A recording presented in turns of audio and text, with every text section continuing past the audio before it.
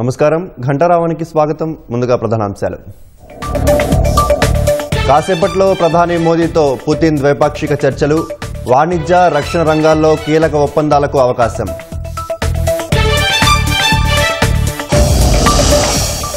ఇరు దేశాల బంధం ఏ ఒక్కరికి వ్యతిరేకం కాదన్న పుతిన్, భారత్ ఎదుగుదలను కొందరు ఓర్వలేకపోతున్నారనే విమర్శ.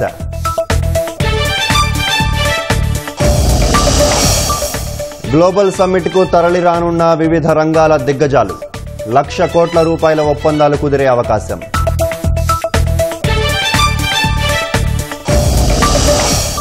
తొలి విడత పల్లెపోరులో 395 సర్పంచులు ఏకగ్రీవం, రెండో దశకు భారీగా నామినేషన్లు, మూడో దఫాకు నేడే తుది గడువు. గురువారం మరో 550 ఇండిగో సర్వీసుల రద్దు. ఫిబ్రవరి 10 వరకు సమస్యలు ఉంటాయని డీజీసీఏకు సమాచారం.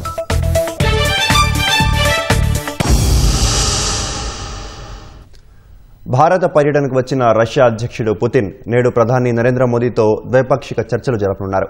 హైదరాబాద్ హౌస్లో జరిగే భారత్ రష్యా 23వ వార్షిక ద్వైపాక్షిక శిఖరాగ్ర సమావేశంలో పలు కీలక ఒప్పందాలు కుదరనున్నాయి. వాణిజ్యం, రక్షణ రంగాలతో పాటు పలు కీలక ఒప్పందాలపై ఇరు దేశాలు సంతకాలు చేయనున్నాయి.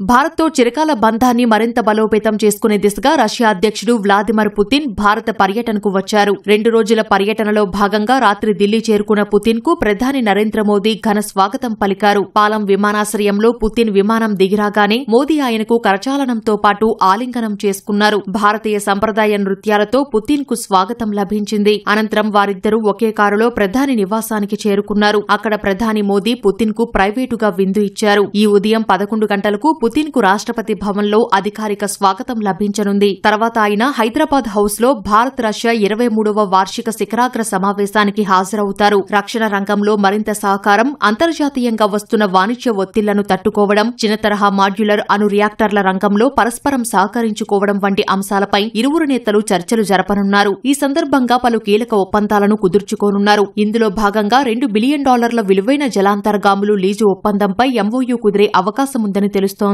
ముడి చమురు దిగుమతుల కారణంగా రష్యాతో వాణిజ్య లోటు భారీగా ఉన్న అంశాన్ని ప్రధాని మోదీ ప్రస్తావించే అవకాశముంది. రష్యాలో భారతీయ కార్మికులకు ఉద్యోగ అవకాశాలపై ఒప్పందం కుదరనుంది. ఎరువుల దిగుమతులపైన ఒప్పందం ఖరారు కానుంది. చమురు దిగుమతులపై రష్యా మరింత సబ్సిడీని ఆఫర్ చేసే అవకాశముంది. యూరేసియన్ ఆర్థిక కూటమితో స్వేచ్ఛా వాణిజ్య ఒప్పందం గురించి పుతిన్ మోదీ చర్చించవచ్చని తెలుస్తోంది. చర్చల తర్వాత హైదరాబాద్ హౌస్ లోనే పుతిన్ కు ప్రధాని మోదీ విందు ఇస్తారు. శిఖరాగ్ర సమావేశం తర్వాత పుతిన్ రష్యా ప్రభుత్వ ఛానల్ను భారత్లో ప్రారంభిస్తారు. తర్వాత ఆయన గౌరవార్థం రాష్ట్రపతి ఇచ్చే ఆతిథ్యాన్ని స్వీకరిస్తారు. భారత్ మండపంలో ఫిక్కీ, రోజ్ కాంగ్రెస్ సంయుక్తంగా నిర్వహించే వాణిజ్య సమావేశంలో పుతిన్ మోదీ పాల్గొంటారు. అనంతరం పుతిన్ రష్యా తిరుగు పయనమవుతారు. పుతిన్ భారత పర్యటన సందర్భంగా ఢిల్లీలో కట్టుదిట్టమైన భద్రతా ఏర్పాట్లు చేశారు. 5,000 మందికి పైగా సిబ్బందిని భద్రతా విధుల్లో నియమించారు. పుతిన్ వెళ్లే అవకాశమున్న మార్గాలు, సమావేశ ప్రదేశాలను అత్యున్నతాధికారులు స్వయంగా పర్యవేక్షిస్తున్నారు. ఉగ్రవాద వ్యతిరేక దళాలు, స్వాట్ బృందాలు, స్నైపర్లు, తక్షణ స్పందన దళాలను కీలక ప్రాంతాల్లో మోహరించారు. భద్రతా కారణాల రీత్యా రాత్రి పుతిన్ బస చేసిన ప్రాంతాన్ని రహస్యంగా ఉంచారు. భారత్ రష్యా బంధం ఏ ఒక్కరికి, ఏ దేశానికి వ్యతిరేకం కాదని రష్యా అధ్యక్షుడు పుతిన్ స్పష్టం చేశారు. ఈ బంధం 2 దేశాల ప్రయోజనాలను కాపాడుకోవడానికేనని పేర్కొన్నారు. భారత పర్యటన సందర్భంగా ఆయన జాతీయ మీడియాకు ఇంటర్వ్యూ ఇచ్చారు. అంతర్జాతీయ మార్కెట్లో భారత్ ఎదుగుదలను కొంతమంది జీర్ణించుకోలేకపోతున్నారని పుతిన్ విమర్శించారు. అందుకే రష్యాతో సన్నిహిత సంబంధాలను అడ్డుపెట్టుకుని భారత్ ప్రభావాన్ని తగ్గించేందుకు ప్రయత్నిస్తున్నారని తెలిపారు. పాశ్చాత్య దేశాల ఆంక్షలు భారత్ రష్యా ఇంధన బంధంపై పెద్దగా ప్రభావం చూపలేదని స్పష్టం చేశారు. రష్యా నుంచి భారత్ ముడి చమురు కొనుగోలుపై అమెరికా అభ్యంతరాలను పుతిన్ తోసిపుచ్చారు. రష్యా చమురు కొనడానికి అమెరికాకు హక్కు ఉన్నప్పుడు భారత్కు ఎందుకు ఉండదని ప్రశ్నించారు. అణు ఇంధన అవసరాల కోసం అమెరికా ఇప్పటికీ తమ వద్ద అణు ఇంధనాన్ని కొంటోందని తెలిపారు. గతంలో భారత్ను చూసినట్లు ఇప్పుడు చూడలేరన్న పుతిన్, ప్రధాని మోదీ ఎవరి ఒత్తిళ్లకు తలొగ్గే రకం కాదని, ఆయనను చూసి భారత ప్రజలు గర్వించాలని పేర్కొన్నారు. ఇప్పటికే 2 దేశాల మధ్య వాణిజ్యంలో 90% లావాదేవీలు సొంత కరెన్సీల్లో చోటు చేసుకుంటున్నాయని తెలిపారు. మిగతా 10%లో మధ్యవర్తిత్వ సంస్థల కారణంగా ఇబ్బందులు ఉన్నాయని, వాటికి పరిష్కారాలు కనుగొంటామని పుతిన్ వెల్లడించారు.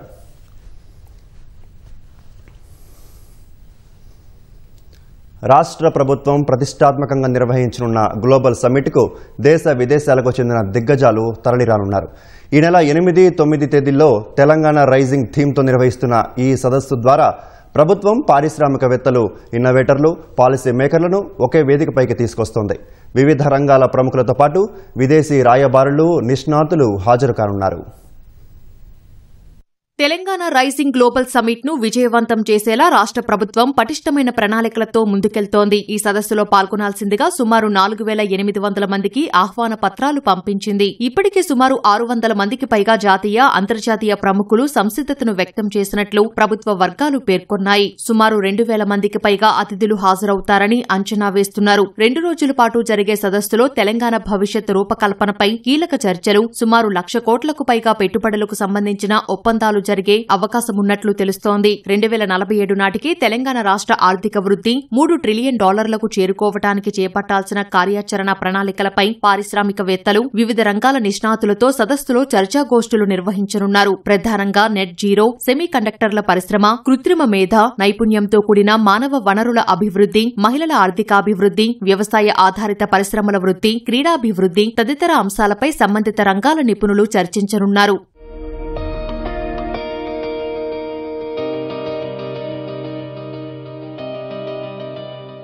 గ్లోబల్ సమ్మిట్ కు హాజరయ్యేందుకు ప్రముఖ పారిశ్రామికవేత్తలు, సినీ, క్రీడా, విద్యారంగాల ప్రముఖులు, విదేశీ రాయబారులు సంసిద్ధత వ్యక్తం చేశారు. Adani group chairman Gautam Adani, Reliance industries director Anant Ambani, Mahindra group chairman Anand Mahindra, TVS group chairman are Dinesh, GMR group chairperson G Mallikarjunarao, prestige group chairman Irfan Razak, Biocon limited executive chairperson Kiran మంజుదర్ Shah global summit కు వస్తారని అధికారులు తెలిపారు.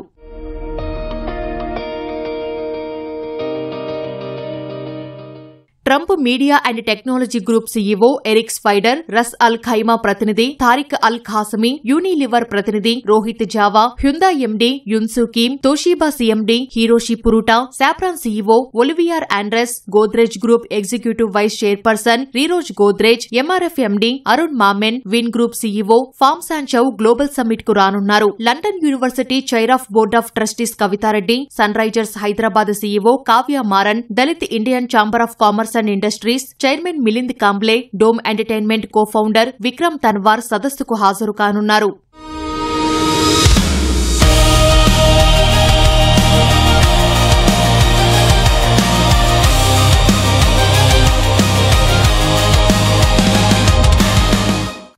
నీతి Aayog vice chairman Suman K bearing, doctor జైతీర్థ are Joshi BrahMos CEO, Asian development bank India country director Meo Okha, state bank of India MD Challa Srinivasulu Shetty, SAAP labs India, NASSCOM senior vice president Sindhu Gangadharan, Bollywood నటుడు అజయ్ దేవగన్, సినీ దర్శకులు ప్రియదర్శన్, అనిరుద్ధరాయ్ చౌదరి, నటుడు Rishabh Shetty, miss world 2025 Opal Suchitha, క్రీడాకారులు PV Sindhu, Gagan Narang సదస్సుకు హాజరు కానున్నారు. వీరితో పాటు దక్షిణ Korea, Malaysia, Fiji, Iraq, Jamaica, Lesotho, Nepal, Gambia, Thailand, Vietnam, Cambodia, Singapore తదితర దేశాల రాయబారులు, హై కమిషనర్లు పాల్గొననున్నట్లు ప్రభుత్వ వర్గాలు తెలిపాయి.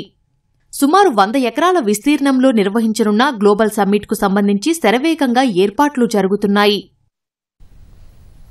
తెలంగాణ రైజింగ్ గ్లోబల్ సమ్మిట్లో ప్రముఖ సంగీత దర్శకుడు కీరవాణి తన సంగీత కచేరీతో అలరించనున్నారు. సమ్మిట్లో పాల్గొనే ప్రపంచ ప్రతినిధులను భిన్న సాంస్కృతిక కళారూపాలు అలరించనున్నాయి. 90 నిమిషాల పాటు కీరవాణి ప్రత్యేక సంగీత కచేరీ ఉంటుంది. ప్రముఖ వీణా విద్వాంసురాలు పి జయలక్ష్మి వీణా కార్యక్రమం, కళాకృష్ణ ఆధ్వర్యంలో పేరిణి నాట్యం, ఇంద్రజాల మాంత్రికుడు సామల వేణు ప్రదర్శన ప్రత్యేక ఆకర్షణగా నిలవనున్నాయి. కొమ్ము కోయ, బంజారా, కోలాటం, గుస్సాడి, ఒగ్గుడోలు, మహిళల డప్పులు, పేరిణి నృత్యం, బోనాల కోలాటం వంటి కళారూపాలతో అతిథులను ఆహ్వానించనున్నారు. డిసెంబర్ 10 నుంచి 13 వరకు వేడుకలను ప్రజలందరూ చూసేందుకు ప్రభుత్వం ఏర్పాట్లు చేసింది. ప్రజలు గ్లోబల్ సిటీని సందర్శించేందుకు ఉచిత బస్సులను నడపనుంది.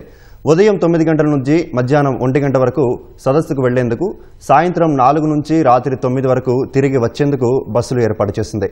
MGBS, JBS, Kukatpally, Charminar, LB Nagar నుంచి బస్సులు ఉంటాయని అధికారులు తెలిపారు. తెలంగాణ రైజింగ్ గ్లోబల్ సమ్మిట్కు హాజరు కావాలని కర్ణాటక సీఎం సిద్ధరామయ్య, ఉప ముఖ్యమంత్రి డీకే శివకుమార్ను రాష్ట్ర ప్రభుత్వం ఆహ్వానించింది. ఈ మేరకు బెంగళూరు వెళ్లిన మంత్రి దుద్దిళ్ల శ్రీధర్ బాబు సమ్మిట్కు రావాలని ఇద్దరిని సాదరంగా ఆహ్వానించారు.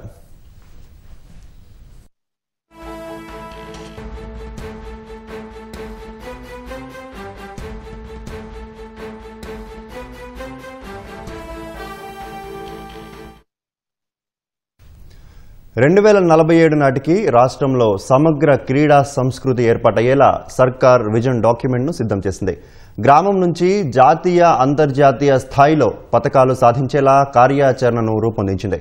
గ్లోబల్ సమ్మిట్ వేదికగా దేశంలోనే తొలి మహిళా ఫుట్బాల్ అకాడమీ, రెండో పురుషుల ఫుట్బాల్ అకాడమీ ఏర్పాటుతో పాటు అంతర్జాతీయ చెస్ పోటీల నిర్వహణపై కీలక ప్రకటనలు వెలువడనున్నాయి.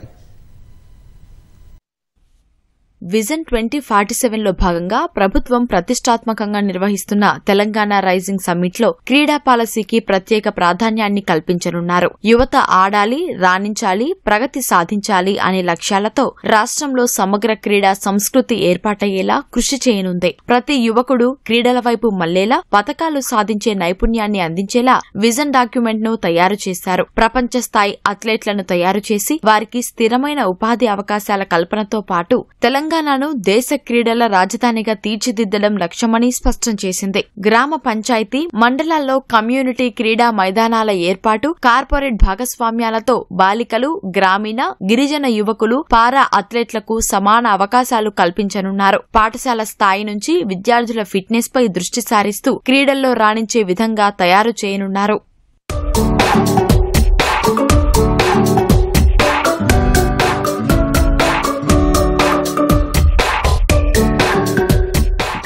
జాతీయ, అంతర్జాతీయ స్థాయిలో సత్తా చాటగల యువ అథ్లెట్లను గుర్తించి ఛాంపియన్లుగా నిలబెట్టడమే లక్ష్యంగా విజన్ డాక్యుమెంట్ సిద్ధం చేశారు. ప్రధానంగా అథ్లెట్లకు డిజిటల్ ఐడీ కార్డులు ఇవ్వడం ద్వారా వారు సాధించిన విజయాలను ఎప్పటికప్పుడు ఐడీలో అప్గ్రేడ్ చేయనున్నారు. యంగ్ ఇండియా స్పోర్ట్స్ అకాడమీని అత్యుత్తమ క్రీడా అభివృద్ధి కేంద్రంగా మార్చేలా డాక్యుమెంట్లో కార్యాచరణను రూపొందించారు.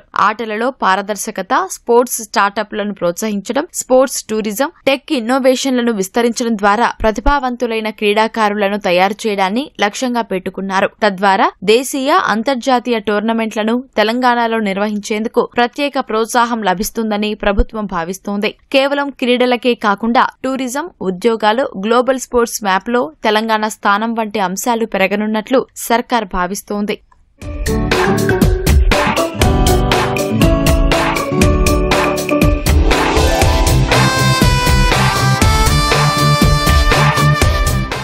తెలంగాణ రైజింగ్ సమ్మిట్లో రెండో రోజు కీలక ఒప్పందాలు, ప్రకటనలు జరగనున్నాయి. దేశంలోనే మొదటి మహిళా ఫుట్బాల్ అకాడమీని హైదరాబాద్ లో ఏర్పాటు కాబోతోంది. ఫ్యూచర్ సిటీలో ఈ అకాడమీ ఏర్పాటుపై Telangana, FIFA, all India football federation సంయుక్తంగా ప్రకటన చేయనున్నాయి. దేశంలో రెండో పురుషుల ఫుట్బాల్ అకాడమీ సైతం రాష్ట్రంలోనే ఏర్పాటు చేయనున్నట్లు ప్రకటించబోతున్నారు. హైదరాబాద్ లో అంతర్జాతీయ చెస్ పోటీల నిర్వహణపైన ప్రకటన వెలువడనుంది. రాష్ట్రంలో తొలి దశ పంచాయతీ ఎన్నికల్లో 395 సర్పంచ్ పదవులు ఏకగ్రీవమయ్యాయి. మిగిలిన 3836 గ్రామాల్లో 13127 మంది అభ్యర్థులు పోటీ పడుతున్నారు. 5 గ్రామాల్లో నామినేషన్లు దాఖలు కాలేదు. రెండో దశ పోలింగ్కు సంబంధించి 4332 సర్పంచ్ పదవులకు 28278 మంది నామపత్రాలు దాఖలయ్యాయి. ఇక మూడో దఫా ఎన్నికలకు సంబంధించి నామినేషన్ల దాఖలు గడువు నేటితో ముగియనుంది.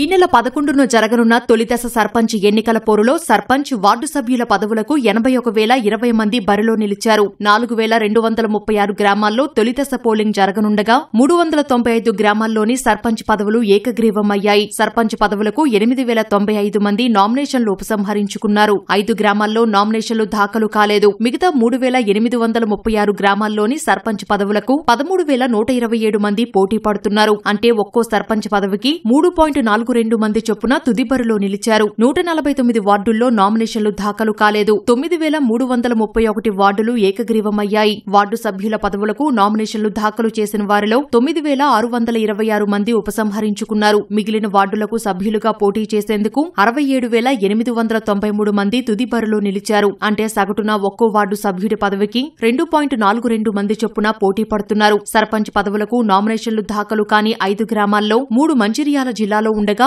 ఆసిఫాబాద్, నిర్మల్లో ఒక్కో పంచాయతీ ఉన్నాయి. వార్డు సభ్యుల పదవులకు నామినేషన్లు దాఖలు కాని వార్డులు అత్యధికంగా ఆసిఫాబాద్లో 41, మంచిర్యాలలో 34 ఉన్నాయి. ఈ నెల 14న జరగనున్న రెండో దశ ఎన్నికల్లో 4,332 సర్పంచ్ పదవులకు 28,278 నామినేషన్లు దాఖలయ్యాయి. తొలి దశ ఎన్నికల్లో ఒక్కో పంచాయతీకి 6 చొప్పున నామినేషన్లు వేయగా రెండో దశలో సగటున 6.5 మంది పోటీ పడుతున్నారు. ప్రధాన పార్టీల మద్దతుదారులు భారీ సంఖ్యలో ఎన్నికల బరిలో నిలిచారు. 38,342 వార్డు స్థానాలకు 93,595 నామినేషన్లు దాఖలయ్యాయి. ఒక్కో వార్డుకు సగటున 2.44 మంది పోటీ పడుతున్నారు. రెండో విడత ఎన్నికలకు సంబంధించి నామినేషన్ల ఉపసంహరణకు ఈ నెల 6వ తేదీ వరకు గడువు ఉంది. ఈ నెల 14న పోలింగ్ జరగనుండగా అదే రోజు ఫలితాలు వెలువడతాయి. మూడో విడత పంచాయతీ ఎన్నికల నామినేషన్ల దాఖలు గడువు నేటితో ముగియనుంది. 6వ తేదీన నామినేషన్ల పరిశీలన, 7, 8 తేదీల్లో ఫిర్యాదుల స్వీకరణ ఉంటుంది. 9వ తేదీ నామినేషన్ల ఉపసంహరణకు తుది గడువు కాగా అదే రోజు అభ్యర్థులను ప్రకటిస్తారు. మూడో దశకు ఈ నెల 17న పోలింగ్ జరగనుంది. పంచాయతీ ఎన్నికల వేళ గ్రామాల్లో రాజకీయం రసవత్రంగా మారుతోంది. ఇద్దరి సిద్ధాంతాలు వేరంటూ ఓ చోట తండ్రిపైనే కుమారుడు పోటీ చేస్తున్నాడు. మరోచోట సర్పంచ్గా తల్లి, వార్డు సభ్యుడిగా కుమారుడు ఏకగ్రీవంగా ఎన్నికయ్యారు. ఇంకో గ్రామంలో ఎన్నికల కోడ్ ఉల్లంఘించారంటూ సర్పంచ్ అభ్యర్థులు సహా 63 మందిపై కేసులు నమోదయ్యాయి. గ్రామాల్లో పంచాయతీ ఎన్నికల సందడి నెలకొంది. ఓవైపు మూడో విడతకు నామినేషన్లు వేస్తుండగా అనేక గ్రామాల్లో ఏకగ్రీవాలు కొనసాగుతున్నాయి. ఎన్నికల వేళ అభ్యర్థుల తీరుతో స్థానిక పోరు ఆసక్తికరంగా మారుతోంది. మెదక్ జిల్లా రామాయపేట మండలం ఝాన్సీ లింగాపూర్లో సర్పంచ్ అభ్యర్థులుగా తండ్రి, కుమారుడు తలపడుతున్నారు. తండ్రి రామకృష్ణయ్య సిద్ధాంతాలు, తన విధానాలు వేరంటున్న కుమారుడు వెంకటేష్ పోటీకి సై అంటున్నాడు. 1563 మంది ఓటర్లున్న గ్రామంలో మొత్తం 10 మంది సర్పంచ్ అభ్యర్థులుగా నామినేషన్లు వేశారు. గత రెండు టర్ములు సర్పంచ్గా పోటీ చేసిండు, గెలిచిండు, ప్రజలకు చేసిండు. అంతకు మించి చేయాలనే ఉద్దేశంతోనే నేను గ్రామానికి సర్పంచ్ అభ్యర్థిగా పోటీ చేస్తున్నాను. నేను అడుగు చూసినాను, పెద్ద మనుషుల సమస్యలు కూడా చెప్పాను. ఆయన పోటీ అంటుండు. అట్లాంటప్పుడు కూడా నేనెందుకు అదే అని చెప్పి నేను కూడా పోటీ. ఆయన సిద్ధాంతాలు వేరు, నా సిద్ధాంతాలు వేరు. ఆయన కాంగ్రెస్ పార్టీలో ఉన్నాడు, నేను బీజేపీ పార్టీలో ఉన్నా. సమరానికి సై ఉన్నా. నేను 12 ఏళ్ళు సర్పంచ్ చేసిన, అభివృద్ధి పనులు అన్ని చేసిన. ఇక దీన్ని బట్టి మళ్ళా ఉండాలి అని జనాలందరూ వచ్చి బలవంతం చేసి నామినేషన్ వేయించారు. దాని గురించి ఇప్పుడు నాకు వేసినాక మళ్ళా తెల్లారి నా కొడుకును 2-3 తయారు చేసి నామినేషన్ ఎందుకు వేసినా ఉన్నన్మాసగా చేద్దాము అని అందరు అన్నాక మళ్ళా 2-3 తలిగి నా కొడుకును పోటీ వేయించారు. సిద్దిపేట జిల్లా దౌలతాబాద్ మండలం చెట్ల నర్సంపల్లి గ్రామ ప్రజలు ఆదర్శంగా నిలిచారు. ఏ విధమైన ప్రలోభాలకు లొంగకుండా ఎన్నికను ఏకగ్రీవం చేసుకున్నారు. ఇక్కడ తల్లిని సర్పంచుగా, కుమారుడిని వార్డు సభ్యుడిగా ఎన్నుకోవడం మరో విశేషంగా నిలిచింది. మా మమ్మీ సర్పంచ్గా ఎన్నుకోబడింది. మా ఊరు చెట్ల నర్సంపల్లి గ్రామాన్ని అందరూ ప్రజలు ప్రతి ఒక్కరు ఒక్క పైసా లేకుండా, ఒక సింగిల్ టీ తాగకుండా ఇప్పటి వరకు కూడా మా అమ్మను సర్పంచ్ చేసినంటే చాలా చాలా కృతజ్ఞతలు చేస్తున్నాను. చెట్ల నర్సంపల్లి ప్రజలందరికీ నా యొక్క దండాలు. సిద్దిపేట జిల్లా అక్బర్పేట, భూంపల్లి మండలం జంగపల్లిలో గ్రామస్తుల తీర్మానం మేరకు ఓ వ్యక్తి తన 2 భార్యలతో నామినేషన్ వేయించారు. నవంబర్ 30న మొదటి భార్యతో సర్పంచ్ పదవికి నామినేషన్ వేయించగా పొరపాట్లుంటే తొలగిస్తారనే అనుమానంతో రెండో భార్యతోనూ నామపత్రాన్ని దాఖలు చేయించారు. గ్రామంలో నుంచి ఇతరులెవరూ పోటీకి దిగకపోవడంతో ఈ నెల 6న 2 భార్యలలో ఒకరి నామినేషన్ ఉపసంహరించుకోనున్నారు. తద్వారా సర్పంచ్తో పాటు 10 మంది వార్డు సభ్యులు ఏకగ్రీవం కానున్నారు. సిద్దిపేట జిల్లా అక్బర్ భూంపల్లి మండలం తాళ్లపల్లిలో ఎన్నికల కోడ్ ఉల్లంఘించిన 63 మందిపై పోలీసులు కేసు నమోదు చేశారు. సర్పంచ్ పదవికి 5 అభ్యర్థులు పోటీ చేస్తుండగా గ్రామంలో కొత్తగా నిర్మిస్తున్న పెద్దమ్మ గుడి వద్ద కొందరు రహస్యంగా సమావేశమయ్యారు. గుడి నిర్మాణానికి ఎక్కువ డబ్బులిచ్చే అభ్యర్థికే కులస్తులంతా ఓటేయాలని చర్చలు జరుపుతున్నట్లు పోలీసులకు సమాచారం అందింది. కోడ్ అమలులో ఉండగా అనుమతి లేకుండా సమావేశం జరపడంతో పాటు ఓట్ల కోసం డబ్బులివ్వాలని డిమాండ్ చేయడం ఉల్లంఘనల కిందకు వస్తాయన్న పోలీసులు 5 సర్పంచ్ అభ్యర్థులు, 2 కుల సంఘ నాయకులు సహా 56 మంది గ్రామస్తులపై కేసు నమోదు చేశారు. ఓటు హక్కును ఎలాంటి ప్రలోభాలు, భయభ్రాంతులకు గురికాకుండా స్వేచ్ఛగా వినియోగించుకోవాలని డీజీపీ శివధర్ రెడ్డి పిలుపునిచ్చారు. కామారెడ్డి, నిర్మల్ జిల్లాలో పర్యటించిన డీజీపీ స్థానిక సంస్థల ఎన్నికలను ప్రతిష్టాత్మకంగా తీసుకున్నట్లు వెల్లడించారు. నిర్మల్లో పోలీసు అధికారులు సిబ్బంది కోసం నిర్మించిన భవనాలను ప్రారంభించారు. ఎస్పీ క్యాంపు కార్యాలయానికి భూమి పూజ చేశారు. కామారెడ్డిలో సున్నితమైన పోలింగ్ కేంద్రాల వివరాలపై ఆరా తీసిన శివధర్ రెడ్డి సోషల్ మీడియాలో తప్పుడు ప్రచారం, ద్వేషపూరిత పోస్టులు పెట్టే వారిపై కఠిన చర్యలు తీసుకోవాలని ఆదేశించారు. కరీంనగర్ జిల్లా హుజూరాబాద్ సబ్ డివిజన్ పరిధిలోని నామినేషన్ల స్వీకరణ కేంద్రాలను, సమస్యాత్మక పోలింగ్ కేంద్రాలను కమిషనర్ గౌసాలం సందర్శించారు. ఎన్నికలు ప్రశాంతంగా జరిగేలా పటిష్ట భద్రతా చర్యలు చేపట్టినట్లు వెల్లడించారు.